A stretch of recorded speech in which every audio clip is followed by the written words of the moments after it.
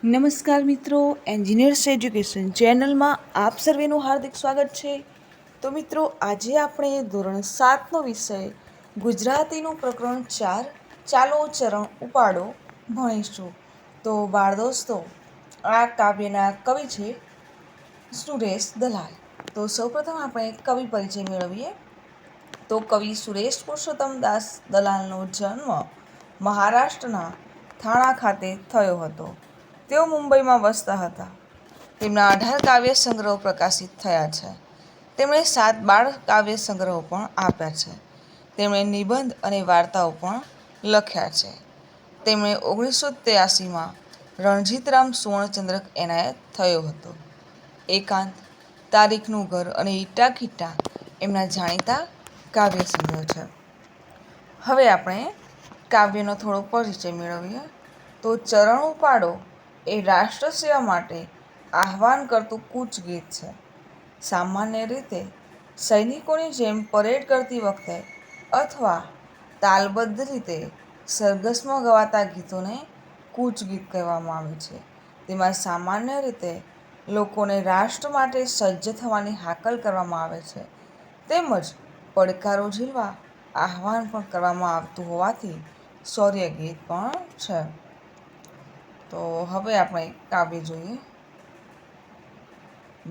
તો પ્રથમ આપણે કાવ્યનું ગાન કરીશું. ભીડેલા સૌ દ્વાર ઉગાડો, બંધુ ચાલો ચરણ ઉપાડો. ભૂલી જઈને ભેદ આપણે એક થઈને ચાલો, નેક થઈને ચાલો, વાયુનો વેગ લઈને ચાલો. છોડી દઈને રંગ રાગને ભેખ લઈને ચાલો, હિમાચલના સમી અવિચલ ટેક લઈને ચાલો. અમન ચમનના સમણા કેરો સ્નેહ નહીં ફૂટાડો, બંધુ ચાલો ચરણ ઉપાડો.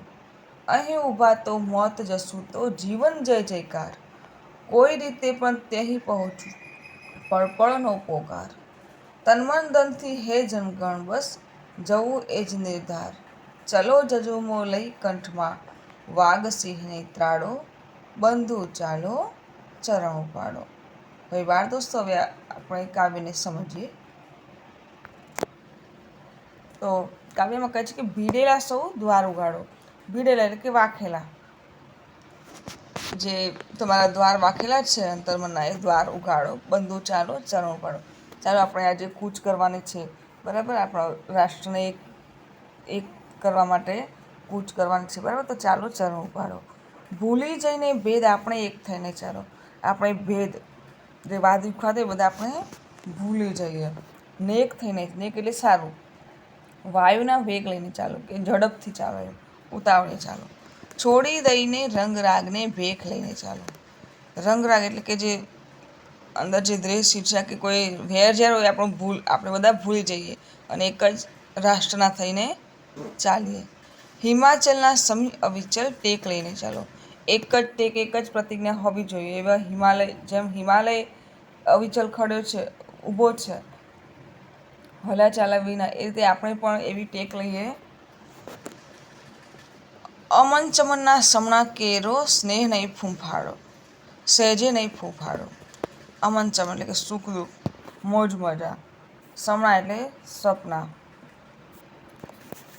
સહેજે નહીં ફૂંફાડો, એનો સપનાનો સહેજે પણ ફૂંફાડો નહીં. બંધુ ચાલો ચરણ ઉપાડો. અહીં ઊભા તો મોત જશું તો જીવન જય જયકાર. આપણે દેશ માટે, રાષ્ટ્ર માટે જઈએ છીએ લડવા માટે, બરાબર. અને જો અહીંયા આપણને મોત પણ આવી જશે તો મોત પણ કેવું જય જયકાર થશે. આપણા મોત ઉપર પણ, આપણા મૃત્યુ પર પણ જય જયકાર થશે. કોઈ રીતે પણ ત્યહીં પહોંચવું પડપણનો પોકાર. ગમે તે રીતે આપણે ત્યાં પહોંચવું છે, એ પડપણનો પોકાર છે, અવાજ છે. તન મન ધનથી હે જણગણ, તન મન અને ધનથી હે જણગણ એટલે લોકોનો સમૂહ, બસ જવું એ જ નિર્ધાર, એક જ નિર્ધાર છે, એક જ પ્રતિજ્ઞા છે, જવું એમ. ચલો ઝઝુમો લઈ કંઠમાં વાઘ સિંહની ત્રાડો. અવાજ કેવો હોવો જોઈએ? વાઘ અને સિંહ જેવો ત્રાડ નાખે છે એવો આપણો અવાજ હોવો જોઈએ. બંધુ ચાલો ચરણ ઉપાડો. હવે આગળ જોઈએ શબ્દાર્થ. વાયુ, વાયુ એટલે પવન. વેગ એટલે ઝડપ. હિમાચલ એટલે હિમાલય પર્વત. અમન ચમન એટલે મોજ મજા. સમણું એટલે સપનું. જનગણ લોકોનો સમૂહ. કંઠ એટલે ગળું. અવિચલ એટલે વિચલિત થયા વગર, અડગ. હવે કાવ્યને આધારે જે પ્રશ્નો છે તેના આપણે જવાબ મેળવીએ. પ્રથમ પ્રશ્ન છે, આ વાક્યની કઈ પંક્તિ સાંભળવી તમને ગમી, શા માટે? તો આ કાવ્યની કાવ્ય પંક્તિ હિમાચલના આવી ચલ સામે ટેક લઈને ચાલો મને સૌથી વધુ પંક્તિ ગમી, કારણ કે તેમાં દૃઢ નિશ્ચય અને આત્મવિશ્વાસ થકી રાષ્ટ્ર સેવાની પ્રેરણા આપવામાં આવી છે. પ્રશ્ન 2, તમે કોઈ કામ માટે બીજાની મદદ કેવી રીતે મેળવશો? તો હું તે કામનો ઉદ્દેશ યોગ્ય રીતે તે વ્યક્તિને સમજાવી તેને નમ્રતાથી વિનંતી કરી કામ માટેની મદદ મેળવવાનો પ્રયત્ન કરીશ. પ્રશ્ન 2, તમને કયું ગીત ગમે છે, કેમ? તો મને નમસ્તે સદા વાત્સલ્ય માતૃભૂમિ ગીત સૌથી વધુ ગમે છે, કારણ કે તેમાં માતૃભૂમિને વંદન કરવામાં આવે છે. પ્રશ્ન 4, એકલા થઈ શકે અને સમૂહમાં થઈ શકે એવા કામ કયા કયા છે? તો એકલા થઈ શકે તેવા કામો ખાવું, પીવું, લખવું, વાંચવું, રમવું, દોડવું વગેરે. ત્યારબાદ અમુક કામોને છોડીને ઘણા બધા કામો એક સાથે સમૂહમાં થઈ શકે છે. સમૂહમાં કામ કરવાથી કામ ઝડપથી અને વધુ સારી રીતે થાય છે. પ્રશ્ન 5, તમે કોઈ ધ્યેય સિદ્ધ કરવા માટે શું શું કરશો? તો હું કોઈ ધ્યેય સિદ્ધ કરવા માટે મારી અંદર યોગ્ય શિસ્ત લાવીશ અને તે ધ્યેયને મેળવવા માટે જેટલા પણ કામો છે તેના નાના નાના ભાગમાં તે કામને વિભાજિત કરી તેના પ્રમાણે ટાઈમ ટેબલ બનાવી દરરોજ પોતાના લક્ષ્ય તરફ સતત દૃઢ નિર્ણય સાથે આગળ વધતો રહીશ. પ્રશ્ન 6, તમે કોઈ પ્રતિજ્ઞા લીધી છે, ક્યારે? તો હા, આ વખતે વેકેશનમાં મેં પ્રતિજ્ઞા લીધી હતી કે હું દર મહિને અભ્યાસક્રમ સિવાયના ઓછામાં ઓછા 5 પુસ્તકો વાંચીશ. આગળ જોઈએ પ્રશ્ન 2, શબ્દ અને તેનો અર્થ વાંચો. અર્થના આધારે વિકલ્પમાં આપેલા વાક્યોમાંથી જે સાચા હોય તેની સામે આગળ સાચાની નિશાની કરો. તો વેગ એટલે ઝડપ. વાક્ય છે, ઢાળ પર સાયકલ સડસડાટ સરકે તેનો વેગ રોકવા બ્રેક લગાવવી પડે. બીજું વાક્ય, ચિત્તો પૃથ્વી પરનું સૌથી વધુ વેગથી દોડતું પ્રાણી છે. ત્રીજું વાક્ય, સ્કૂટર ચાલુ કર્યા પછી વેગ વધારવા એક્સિલેટર આપવું પડે. તો આમાંથી જે બીજા નંબરનું વાક્ય છે કે ચિત્તો પૃથ્વી પરનું સૌથી વધુ વેગથી દોડતું પ્રાણી છે, આ વાક્ય સાચું અર્થ ધરાવે છે. બરાબર, તો તે આપણે સાચાની નિશાની કરીશું. બીજું વાક્ય, ભેખ લેવું એટલે કોઈ ધ્યેય પાછળ સર્વસ્વ છોડીને પડવું. તો નિશા ભેખ લઈને ઘરનું કામ કરે છે. બીજું વાક્ય, તે ભેખ લઈને રસ્તે ચાલી રહ્યો છે. ત્રીજું વાક્ય, ધારેલી સફળતા મેળવવા તે ભેખ લઈને મહેનત કરી રહ્યો છે. તો અર્થબંધ વાક્ય છે, ધારેલી સફળતા મેળવવા તે ભેખ લઈને મહેનત કરી રહી છે. તો તે આપણે સાચાની નિશાની કરીશું. આગળ જોઈએ. 3, જય જયકાર એટલે જીતની ખુશાલીનો પોકાર. તો બાળકોએ રમત રમવા માટે જય જયકાર કર્યો. બીજું વાક્ય, ઓલિમ્પિક ગેમ્સમાં ભારતીય ખેલાડીઓ દ્વારા સારું પ્રદર્શન થતાં ચારે બાજુ જય જયકાર થઈ ગયો. ત્રીજું વાક્ય, જય જયકાર કરતાં કરતાં સરઘસ આગળ વધી રહ્યો હતો. તો વાક્ય નંબર 2 અને 3 સાચા છે. બરાબર, કે ઓલિમ્પિક્સ ગેમ્સમાં ભારતીય ખેલાડીઓ દ્વારા સારું પ્રદર્શન થતાં ચારેકોર જય જયકાર થઈ ગયો. અને બીજું વાક્ય કે જય જયકાર કરતાં કરતાં સરઘસ આગળ વધી રહ્યું. તો બંને વાક્યો અર્થ બનશે, તો તે સાચાની નિશાની કરીશું. પ્રશ્ન 3, ઉદાહરણ મુજબના શબ્દો શોધીને લખો અને વાક્ય પ્રયોગ કરો. તો પડપણ એટલે પડપણનો યોગ્ય ઉપયોગ કરે તે જ સમજદાર. બીજો શબ્દ છે ટક ટક. વાક્ય બનાવીશું કે સચિનને ટકટક કરવાની આદત છે. ત્રીજો શબ્દ છે ટપ ટપ. વાક્ય છે કે તેની આંખોમાં ટપ ટપ આંસુ ફરી પડ્યા. હવે ચોથો શબ્દ લખીશું ધક ધક. તો આપણે વાક્ય બનાવીએ કે ઝડપથી દોડવાથી હૃદય ધક ધક કરતું હતું. પાંચમું વાક્ય ચટપટ. વાક્ય બનાવશું કે ચૂની ચટપટ કરવા લાગી. એ છઠ્ઠો શબ્દ બનાવીએ કે ગટગટ. તો વાક્ય બનાવશે કે તેણે ગટગટ દૂધપાક પી ગઈ. પ્રશ્ન 4. કૌંસમાં આપેલા શબ્દોનો યોગ્ય ઉપયોગ કરી નીચેના વાક્યો પૂરા કરો. કૌંસમાંના શબ્દો છે અજુગતું, અશક્ત, અશક્ય, અનિમેષ, અડગ, અવિચલ ને અવિરત. પ્રથમ વાક્ય, સફળતા મેળવવા ખાલી જગ્યા મથવું જોઈએ. તો આવશે શબ્દ અવિરત. બીજું, ધ્રુવના તારાનું સ્થાન ખાલી જગ્યા છે. તો અવિચલ. 3. મજબૂત મનોબળ ધરાવતી વ્યક્તિ માટે કોઈ જ કામ ખાલી જગ્યા નથી. તો અશક્ય નથી. 4. મન ખાલી જગ્યા હોય તો શારીરિક બળ એકલું શું કરે? તો મન અશક્ત હોય તો શારીરિક બળ શું કરે? 5. ખાલી જગ્યા મનના માનવીને હિમાલય નડતો નથી. તો આવશે અડગ મનના માનવીને. પ્રશ્ન 5. કૌંસમાંથી યોગ્ય શબ્દ મૂકો. તો કૌંસમાં શબ્દ મૂકીશું આપણે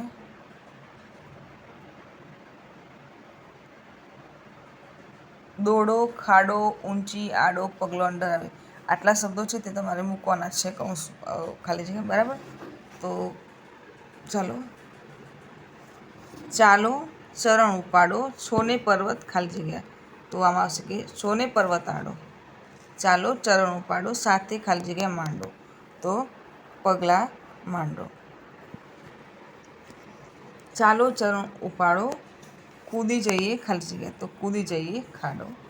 ચાલો, ચરણ ઉપાડો, છોને ખાલી જગ્યા વાળો. તો ઊંચી વાળો. ચાલો, ચરણ ઉપાડો, ખાલી જગ્યાએ રાતને ડાળો. તો આવશે કે દોડો રાતને દાડો. ખાલી જગ્યા ચાલો, ચરણ ઉપાડો, ખાલી જગ્યા નહીં કે ત્રાડો. તો ડરાવે નહીં કો ત્રાડો. ચાલો, ચરણ ઉપાડો લખવાનું છે. પ્રશ્ન 6. ઉદાહરણ મુજબના વાક્યો બનાવીને લખો. ઉદાહરણ છે કે ચાલો જમી લઈએ, ચાલો કસરત કરીએ. તો એ રીતે આપણે વાક્ય બનાવીશું કે ચાલો ફરવા જઈએ. બીજું વાક્ય, ચાલો વાંચવા બેસીએ. 3. ચાલો પુસ્તક વાંચીએ. 4. ચાલો ફૂટબોલ રમીએ. પ્રશ્ન 7 જોઈએ. વાક્યની શરૂઆત ચાલો, દોડો, કહો, બોલો, જુઓ, ઉઠા જેવા શબ્દોથી કરો.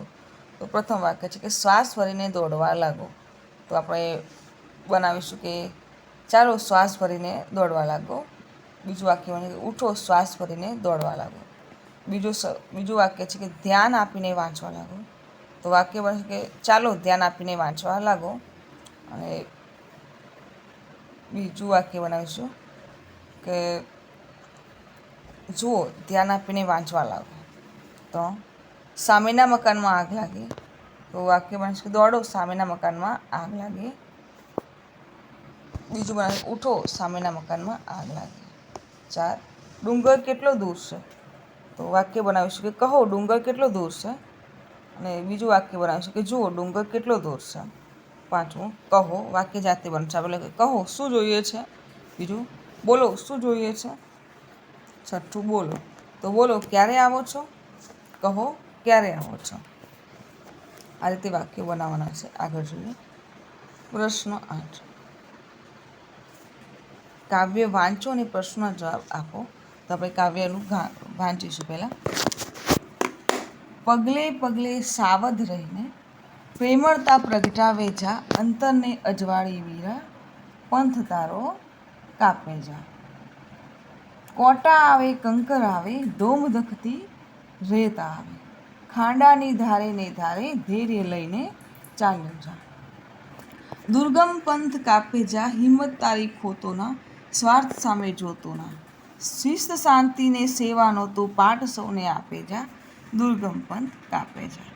હવે કાવ્યને આધારે આપણે પ્રશ્નો છે જેના જવાબ મેળવીએ. પ્રથમ પ્રશ્ન છે કે રસ્તામાં કેવા કેવા સંકટ આવી શકે. તો રસ્તામાં કાંટા, કાંકરા, ધૂમધકતી રેતી અને ખાંડાની ધારે ચાલવા જેવા સંકટો આવી શકે. પ્રશ્ન 2. સંકટની પરિસ્થિતિમાં શું કરવું જોઈએ. તો સંકટની પરિસ્થિતિમાં આપણે હિંમતથી કામ લેવું જોઈએ. આપણે હારી જવું ન જોઈએ. પ્રશ્ન 3. મુશ્કેલ માર્ગ કાપનારે શી કાળજી રાખવી જોઈએ. તો મુશ્કેલ માર્ગ કાપનારે સ્વાર્થની ભાવના ન રાખવી જોઈએ. તેને શિસ્ત, શાંતિ તેમજ સેવાના માર્ગે ચાલવું જોઈએ. પ્રશ્ન 4. પંથ તારો કાપે જા દ્વારા શું સંદેશ આપે છે? તો પંથ તારો કાપે જા કવિતા દ્વારા કવિએ દરેક પગલે સાવધ રહીને પ્રેમળતા પ્રગટાવવાનો, અંતરને અજવાળવાનો, કાંટા કાંકરા ધૂમધકતી રેતી અને ખાંડાની ધારે ધૈર્ય કરીને ચાલવાનો, હિંમત ન હારવાનો, સ્વાર્થ સામે ન જોવાનો, શિસ્ત શાંતિ અને સેવાનો પાઠ સૌને આપવાનો સંદેશ આપ્યો છે. પ્રશ્ન 9. 5 અક્ષરવાળા જોડાક્ષર ધરાવતા શબ્દોની યાદી તૈયાર કરો અને તેનું ઉચ્ચારણ કરો. તો આપણે શબ્દો લખીશું: કૃષ્ણમૂર્તિ, શિક્ષણ ક્ષેત્રે, સાંસ્કૃતિક, મહત્વપૂર્ણ, પાઠ્યપુસ્તક, ઉચ્ચ પ્રદેશ, આત્મકેન્દ્રિત અને વ્યક્તિ મધ્ય. પ્રશ્ન 10. ઉપરની યાદીમાંથી કોઈ પણ 5 શબ્દોનો ઉપયોગ કરી 5 વાક્યો લખો. તો આપણે કોઈ પણ 5 શબ્દોનો ઉપયોગ કરી અને 5 વાક્યો લખીશું. તો પ્રથમ શબ્દ છે કૃષ્ણમૂર્તિ. તો વાક્ય બનાવશે કે કૃષ્ણમૂર્તિ મહાન વિચારક હતા. બીજું વાક્ય શિક્ષણ ક્ષેત્રે. તો વાક્ય બનાવશે કે તેમણે શિક્ષણ ક્ષેત્રે ઘણા બધા સુધારા કર્યા છે. ત્રીજો શબ્દ છે મહત્વપૂર્ણ. તો વાક્ય બનાવશે કે પુસ્તકો વાંચવા ખૂબ જ મહત્વપૂર્ણ છે. ચોથો શબ્દ છે સાંસ્કૃતિક. તો વાક્ય બનાવશે કે સાંસ્કૃતિક કાર્યક્રમની ખૂબ સારી ઉજવણી કરવામાં આવે. પાંચમો શબ્દ છે પાઠ્યપુસ્તક. તો વાક્ય બનાવીશું કે હું પાઠ્યપુસ્તક વાંચી રહી છું. પ્રશ્ન 11. કૌંસમાં આપેલા શબ્દોમાંથી યોગ્ય શબ્દ પસંદ કરીને પ્રશ્ન વાક્ય બનાવો. તો પ્રથમ વાક્ય છે શાળામાંથી જાન્યુઆરી મહિનામાં પ્રવાસે જઈશું. તો શબ્દ છે ક્યારે, કેવા ને કેમ. તો પ્રશ્ન બનાવશું કે શાળામાંથી ક્યારે પ્રવાસે જઈશું. બીજું વાક્ય મમ્મીના જન્મદિવસે દીકરીએ ભેટ આપી. કૌંસમાંના શબ્દો છે કોણ, ક્યાં અને શું. તો વાક્ય બનાવીશું કે મમ્મીના જન્મદિવસે કોણે ભેટ આપી. ત્રીજું વાક્ય છે અરવલ્લી ગુજરાત રાજ્યનો જિલ્લો છે. તો કૌંસમાંના શબ્દો છે કોણ, કેમ અને કયા. તો વાક્ય બનાવીશું કે અરવલ્લી કયા રાજ્યનો જિલ્લો છે. ચોથું વાક્ય છે પપ્પા પ્રવાસમાંથી મારા માટે રમકડું લાવ્યા. કૌંસમાંના શબ્દો છે શું, કયો અને ક્યારે. તો વાક્ય પ્રશ્ન બનાવીશું કે પપ્પા પ્રવાસમાંથી મારા માટે શું લાવ્યા. પાંચમું વાક્ય છે ચિંટુ અને મીનુ વિદેશ ફરવા ગયા. કૌંસમાંના શબ્દ છે કયો, શું અને કેમ. તો પ્રશ્ન બનાવીશું કે ચિંટુ અને મીનુ ક્યાં ફરવા ગયા. પ્રશ્ન 12. આપેલી પંક્તિઓનો ભાવાર્થ ગુજરાતીમાં લખો. તો પ્રથમ વાક્ય છે રૂક જાના નહીં તું કહી હાર કે કાંટો પે ચલ કે મિલેંગે સાએ બહાર કે. તો આનો ભાવાર્થ લખીશું આપણે. તમે હાર માનીને ક્યારેય રોકાશો નહીં. મુશ્કેલીઓનો સામનો કરવાથી જ તમને સફળતા મળશે. તમે હાર માનીને થંભી જશો નહીં. કાંટા ઉપર ચાલતા ચાલતા જ વસંત મળશે. બીજી પંક્તિ છે એક રાસ્તા હે જિંદગી જો થમ ગયે તો કુછ નહીં. ये कदम किसी मुकाम पे जो जम गए तो कुछ नहीं. તો ભાવાર્થ લખીશું કે જીવન એક પંથ છે. જો થોભી ગયા તો કશું નથી. જીવન એક અંત વગરનો રસ્તો છે. જો તમે અટકી ગયા તો તમે કંઈ મેળવશો નહીં. આ કદમ જો કોઈ મુકામે અટકી ગયા તો કશું નથી. આ ચરણ જો કોઈ સ્થળે અટકી ગયા તો તમે કંઈ પ્રાપ્ત કરી શકશો નહીં. પ્રશ્ન 13 જોઈએ. આપેલા પ્રશ્નોના જવાબ લખો. પ્રશ્ન 1. કવિ કેવી રીતે ચાલવાનું કહે છે, કેમ. તો કવિ નેક થઈને વાયુ વેગે એટલે કે ઝડપથી રંગરાગ છોડીને ભેખ લઈને હિમાલયની જેમ અવિચલ ટેક લઈને ચાલવાનું કહે છે. કારણ કે રાષ્ટ્રના લોકોએ ભેદ ભૂલીને એક થઈને રાષ્ટ્ર માટે સજ્જ થવાનું છે. બીજો પ્રશ્ન. માત્ર ઊભા રહેવાથી અને ચાલતા રહેવાથી જીવનમાં કેવો ફેર પડશે. તો જો ઊભા રહ્યા તો ચરણ થંભી ગયા, ગતિ અટકી ગઈ તો જીવતે જીવત એ મોત જ છે. પણ ચાલતા રહ્યા, ચરણ વણથંભ્યા, ગતિશીલ રહ્યા તો જીવન ધન્ય થશે અને જીવનનો જય જયકાર થશે. પ્રશ્ન 3. આ કાવ્ય દ્વારા શું સંદેશ મળે છે. તો આ કાવ્ય એક શૌર્ય ગીત છે. ને એમાં રાષ્ટ્ર માટે સજ્જ થવા લોકોને હાકલ કરવામાં આવી છે. પડકારો ઝીલવાનું એમાં આહવાન છે. આ ગીત દ્વારા સ્પષ્ટ સંદેશ છે કે રાષ્ટ્ર માટે તન મન કે ધનથી જ્યાં જેનું જે રીતે સમર્પણ કરવું પડે તે કરીને આપણા નિર્ધારને હિમાલયની જેમ અડગ રહીને સિદ્ધ કરવો છે. તો બાળ દોસ્તો, જો આપને મારો આ વિડીયો ગમે હોય તો વિડીયોને લાઈક કરો, શેર કરો અને મારી ચેનલ એન્જિનિયર્સ એજ્યુકેશન ચેનલમાં જો આપ નવા હો અને હજી સુધી મારી ચેનલને સબસ્ક્રાઈબ ના કરી હો તો મારી ચેનલને સબસ્ક્રાઈબ કરો અને જોતા રહો એન્જિનિયર્સ એજ્યુકેશન ચેનલના નવા વિડીયો. મારો વિડીયો સંપૂર્ણ જોવા બદલ આપ સર્વેનો આભાર.